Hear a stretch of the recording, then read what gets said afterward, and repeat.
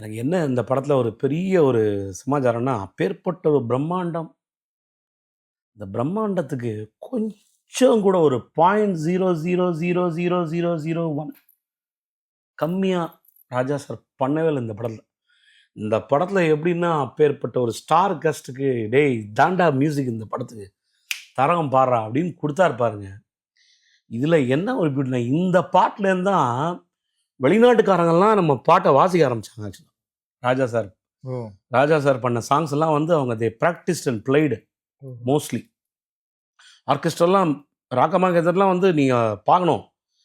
நெறைய YouTubeல பாருங்க. யுஎஸ் ஆர்கெஸ்ட்ரா வாசிச்சிருப்பாங்க இந்த பாட்டெல்லாம். அவ்ளோ பரீட்சார்த்த முறை பண்ணியிருப்பாங்க. அவ்ளோ இது பண்ணியிருப்பாங்க. 2வது எனக்கு ரொம்ப பர்சனலா என்னன்னா, எகெயின் இந்த நான் நெறைய வாட்டி சொல்ட்டேன். அவர் ஒரே ராகத்துல வந்து ஒரே படத்துல வந்து ஒரே ராகத்துல நெறைய பாட்டு போட்டிருக்காருன்னு. இதுலயும் அந்த மாரி மனுஷன் அந்த மாரி வேலையெல்லாம் சித்து வேலையெல்லாம் ம், செஞ்சிருக்காரு ம். ஆக்சுவலா. C he is a magician, he is a musician more than anything else. அதாவது ஒரு என்சைக்ளோபீடியான்றத திருப்பி நான் பதிவு பண்ணுவேன். ஏன்னா, இந்த மாரி ஒரு படத்துக்கு இப்படி ஒரு பாடல் குடுக்குறது வந்து சாதாரணமான விஷயம் இல்ல.